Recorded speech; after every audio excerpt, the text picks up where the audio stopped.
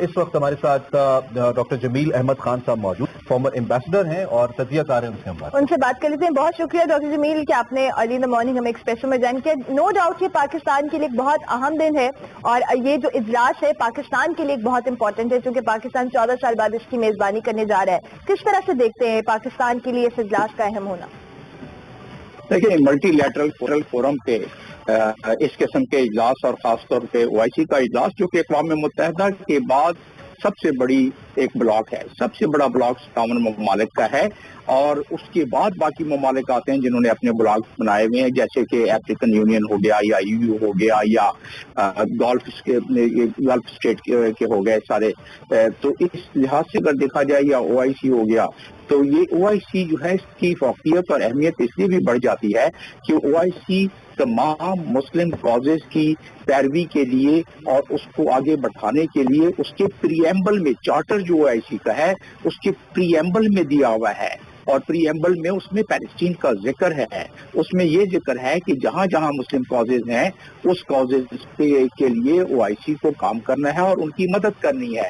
چاہے وہ میانمار ہو، بوسنیا ہو اور افغانستان ہو، یمن ہو، سیریا ہو، لیبیا ہو، ہر جگہ جہاں جہاں یہ سلسلہ ہے۔ تو اس لحاظ سے پاکستان کی یہ میزبانی، جس میں کہ اس میں بڑے کلیدی قسم کے نکات اٹھائے جائیں گے ریزولوشن کے لحاظ سے، بعد میں چل کے یہ بھی بتا دیا جائے گا کہ ریزولوشن کی کیا اہمیت ہوتی ہے اور اس کی امپلیمنٹیشن کا کیا طریقہ کار ہو سکتا ہے۔ دیکھیں، حال ہی میں OIC کو خاص طور پہ پاکستان نے جو ریزولوشن موو کیا اسلاموفوبیا کے حوالے سے، اور 15 مارچ کو ایک عالمی دن منایا جائے گا اس سلسلے میں، اس کے بعد اس اجلاس کا ہونا، اس میں پاکستان کی اہمیت اور فوقیت اس لیے بڑھ جاتی ہے کہ پاکستان محرک اس ریزولوشن کا تھا جنرل اسمبلی میں، اور 55 ممالک نے جو کہ ممبر ہیں OIC کے، انہوں نے پاکستان کے اس ریزولوشن کو سپورٹ کیا، اور وہی لوگ ابھی موجود ہیں۔ ایک اس میں امپورٹنٹ نقطہ ہے جو پہلے بھی ہم اس پہ بات کر چکے ہیں، انفیکٹ آپ سے بھی میری کئی دفعہ اس پہ بات ہوئی اور میں ہمیشہ یہ اٹھاتا ہوں، وہ ہے OIC کا اٹ سیلف مؤثر ہونا۔ آپ نے بہت ایک ویلڈ بات کی کہ یہ اقوام متحدہ کے بعد سب سے بڑا بلاک ہے ممالک کا، اور ہم اگر دنیا کی پاپولیشن کو دیکھتے ہیں تو سب سے بڑا اسٹیک مسلم کمیونٹی کا ہے، لیکن اس کے باوجود مسائل بھی سب سے زیادہ ہمارے، سورسز بھی سب سے زیادہ ہمارے مسلمز کے، اور مسائل بھی سب سے زیادہ ہمارے، اور مسائل کا شکار بھی سب سے زیادہ ہم ہی ہیں۔ پاکستان نے جس طریقے سے اسلاموفوبیا پہ آواز اٹھائی اور کامیابی سے آواز اٹھائی، جس طرح پاکستان نے جو انڈین ایک کہہ رہے تھے یہ نیریٹو تھا اس کو ڈیفیٹ کیا ڈفرنٹ فورمز کے اوپر بڑا احسن طریقے سے پچھلے 3-4 سالوں میں بالخصوص، OIC کو مؤثر بنانے کے لیے since it's being held in Pakistan کیا کر سکتا ہے؟ کیا ایسے اقدامات ہیں جو اگر ہم اس وقت کریں تو OIC کا فورم زیادہ مؤثر ہو سکتا ہے، اس کی آواز زیادہ طاقتور اور توانا ہو سکتی ہے؟ اہمیت کی بات یہ ہے کہ ملٹی لیٹرل فورم جس میں امپلیمنٹنگ ایجنسی ان کے چارٹر میں نہیں ہے، یعنی OIC کے، جیسے کہ نیٹو کے چارٹر میں آرٹیکل 5 ہے جس کے تحت وہ امپلیمنٹ کرا سکتے ہیں اپنے ڈیسیشن کو، نیٹو کا چارٹر۔ ہمارے پاس جو OIC کا چارٹر ہے اس میں ایسا کوئی آرٹیکل نہیں ہے جس میں کہ امپلیمنٹیشن کلاز ہو، اور اس وقت تو میں یہ ذکر کرنا بہت مناسب سمجھوں گا کہ جب ٹرمپ آئے تھے 2017 میں سعودی عرب میں، اور جب انہوں نے سربراہی کی تھی 54 اسلامک ممالک کے سربراہان کی، تو اس وقت ایک تجویز دی تھی کہ اسلامک آرمی جو ہے وہ، یا اسلامک ملٹری وہ نیٹو کے طرز پر کام کرنا شروع کر دے۔ کاش کہ اس چیز کو پکڑ کے اور اس کو امپلیمنٹ کر دیا جاتا تو آج جو ہے ہمارے پاس امپلیمنٹنگ ٹول بھی ہوتا۔ لیکن اس کے علاوہ بھی دیکھیں، یہ 57 ممالک کا اتنا بڑا بلاک جیسے کہ ابھی ذکر ہو رہا ہے اقوام متحدہ کے بعد، اگر یہ چاہیں تو یہ یورپین یونین کی طرح ان ممالک پر سینکشن لگا سکتے ہیں۔ مثال کے طور پر انڈیا ہے جس نے دھجیاں اڑا دی ہیومن رائٹ کمیشن کی ان رپورٹوں کی جو کہ اقوام متحدہ کا ایک ذیلی ادارہ ہے، اور اس کے کمشنر نے وہ رپورٹ جب پیش کی کشمیر میں ظلم و تعدی، جبر و ستم کی، تو آنسوؤں کے ساتھ اور سسکیوں کے ساتھ وہ رپورٹ پیش کی۔ اس میں وہ تمام نکات شامل ہیں جو ہم ٹیلی ویژن پہ ڈسکس کرتے رہے ہیں، لیکن کیونکہ امپلیمنٹیشن ہمارے پاس نہیں ہے تو ہم نے ایک کانٹیکٹ گروپ جو ہے کشمیر کے بارے میں بنا دیا۔ انہوں نے ریکویسٹ کی انڈیا سے کہ جی آپ ہمیں کشمیر میں داخلے کی اجازت دیں تاکہ ہم اپنی رپورٹ بنائیں، اور وہ بھی نہیں ملی۔ تو اس لحاظ سے اگر دیکھا جائے تو آپ نے جو سوال کیا کہ اس کی امپلیمنٹیشن کا کیا طریقہ کار ہو سکتا ہے، میں سمجھتا ہوں یہ تمام ممالک مل کر بیٹھیں اور یہی ملٹی لیٹرل ڈپلومیسی डिप्लोमेसी में कोई चीज उसी वक्त सामने नहीं आ जाती, आहिस्ता आहिस्ता जब उस पर काम होता है। ठीक है। अच्छा डॉक्टर जमील साहब, जिस तरह से आपने खुद भी कहा कि अभी हमने अब जो प्राइम मिनिस्टर इमरान खान बड़े वोकल रहे हैं, चाहे वो इस्लामोफोबिया के हवाले से हो, कश्मीर के इश्यूज के हवाले से हो, उन्होंने बहुत खुलकर बात की और दुनिया की तवज्जो जानिब दिलाई है। ओआईसी मुझे ख्याल से ये इजलास पहले भी होते रहे हैं पाकिस्तान में। अब चूंकि हमारे प्राइम मिनिस्टर का जो स्टांस है वो बड़ा क्लियर है, व्हाट डू यू थिंक कि अब जो मौजूदा सियासी सूरत हाल, मौजूदा जो ओवरऑल इंटरनेशनल सूरत हाल है, उसमें जो भारत का एक रोल है और जो मसला कश्मीर के हवाले से हम बार बार बात करते हैं, अब इस इजलास के बाद जो दुनिया का रवैया है भारत की जानिब, वो किस तरह से बदला, हम एक्सपेक्ट कर सकते हैं कि वो बदलेगा, या ओवरऑल इसमें कोई इंप्रूवमेंट आएगी, दुनिया मजीद सीरियसली लेगी मसला कश्मीर के हवाले से?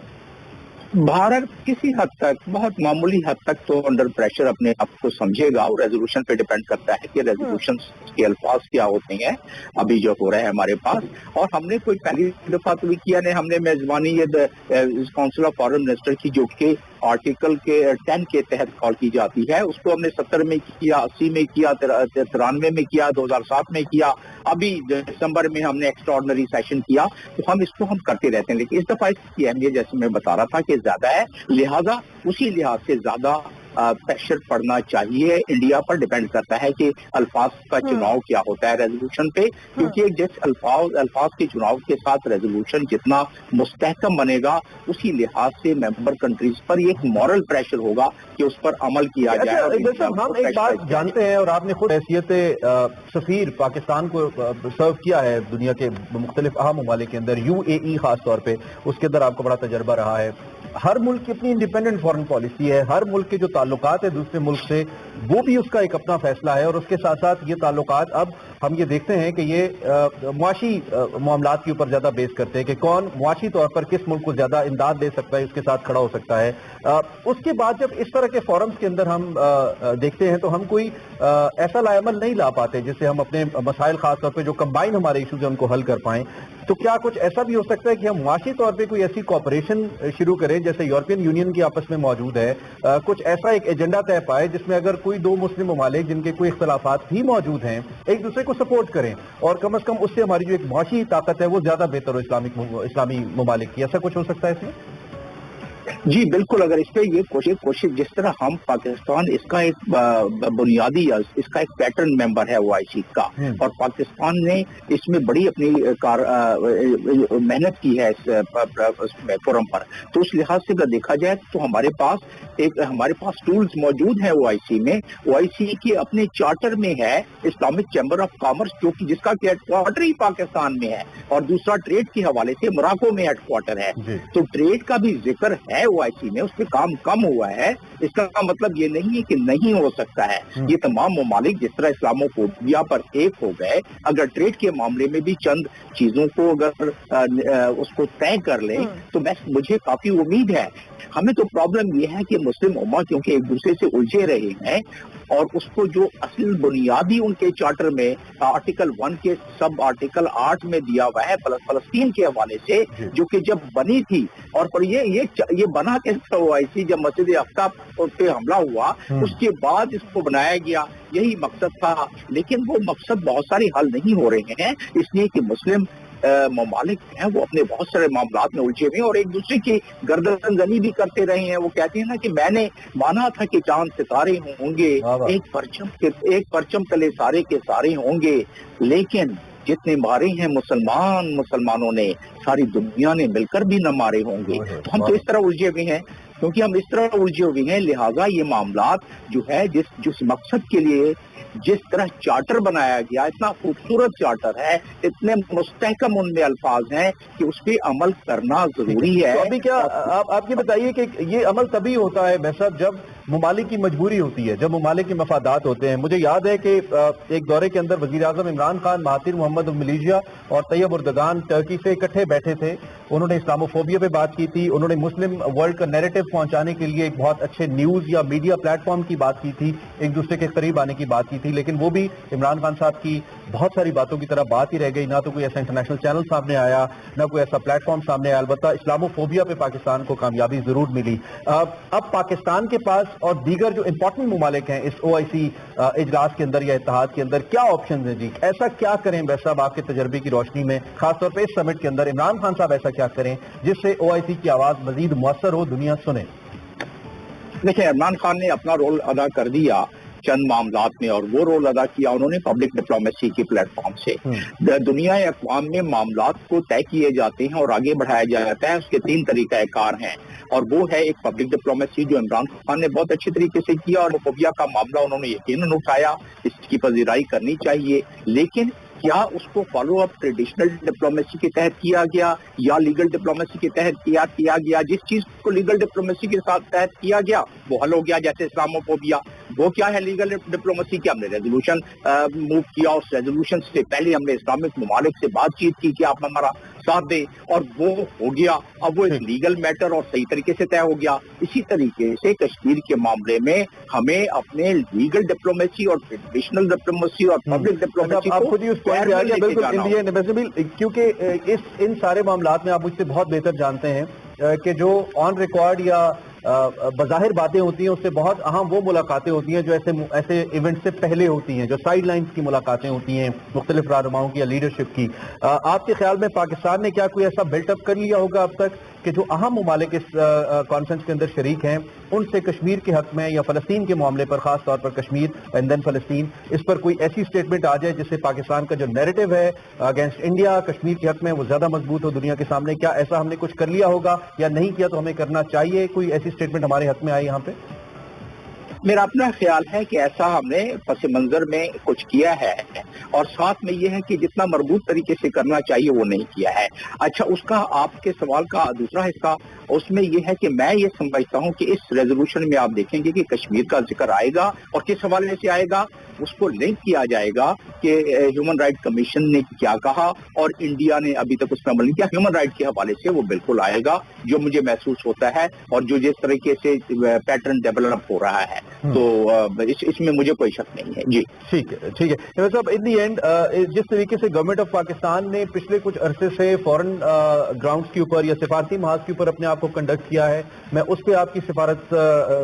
माहिराना राय आयशत से वो चाहूंगा, आप उससे किस हद तक मुतमईन है? और ये सेशन जब हो जाता है, लेट्स सपोज हमारे जो एक तो हमें नतीजा पहले ये मिल गया कि हम जो एक आइसोलेशन का टैग लगता था या इंडिया चाहता था कि पाकिस्तान पे आइसोलेशन का टैग लगे, वो नहीं है। इस्लामी ममालिक पाकिस्तान के अंदर है और 3 महीने के अंदर ये दूसरी बार हो रहा है, इतना बड़ा समिट हम कर रहे हैं, तो यकीनी तौर पर हमारी कामयाबी तो है। फ्यूचरिस्टिक अप्रोच क्या होगी पाकिस्तान की? इस मोमेंटम को कैसे बनाया जाए? बिकॉज आई रिमेंबर कश्मीर के ऊपर बड़ा अच्छा मोमेंटम इमरान खान साहब ने बनाया था, सलामती काउंसिल से लेकर फिर पाकिस्तान में एहतजाज एंड ऑल, लेकिन वक्त के साथ वो दबता गया। उन्होंने कहा हर जुम्मे को एहतजाज करेंगे, वो एहतजाज खत्म हो गया। अब ऐसा लगता है कि बिल्कुल हम जैसे कहता है कि मान पड़ गई हमारी energies towards this Kashmir matter, तो ये मोमेंटम कैसे बनाया? I think it's a good chance to gain that momentum again, I believe. We have an integrated effort. This matter is not, none of these foreign policy matter can be resolved properly, and that integrated matter is whatever Prime Minister gives the policy or the executive gives वो policy हमें देते हैं या parliament देता है, उसके बाद उसकी जो इंटीग्रेटेड एफर्ट जो मैं आपको बता रहा था, तमाम एम्बेसीज को ट्रेडिशनल डिप्लोमेसी के तहत, पब्लिक डिप्लोमेसी के तहत, और हमारे न्यूयॉर्क में जो PR हैं उन्हें लीगल डिप्लोमेसी के तहत इसको पैरेलल चलाना पड़ता है, और इस तरीके से मल्टीलैटरल डिप्लोमेसी में हमें कामयाबी हो सकती है। और वो कामयाबी इसी सूरत में होगी कि हम सिर्फ OIC की मीटिंग के बाद फाइलें बंद करके न रख दें और अपनी तकरीरों के बाद फारिग ना हो जाएं, जिस तरह वो कहते हैं ना कि जैसे हम करते हैं अक्सर के सरे महफिल वो ख्वाबों के महल तामीर करते हैं, इलाजे गम नहीं करते, फकत तकरीर करते हैं, तकरीर के बाद काम करना होता है। I was actually missing your poetry best साहब, थैंक यू वेरी मच। बहुत शुक्रिया, आपने अलग हमें ज्वाइन भी किया, अपना तजिया भी हमारे सामने अशार की सूरत में भी जो है वो अपना जो एक्सप्रेशन है वो हम तक पहुंचाया। Ambassador retired doctor Jamil Ahmad Khan हमारे साथ मौजूद थे, जो कि इस वक्त अपने ख्यालात का इजहार कर रहे थे।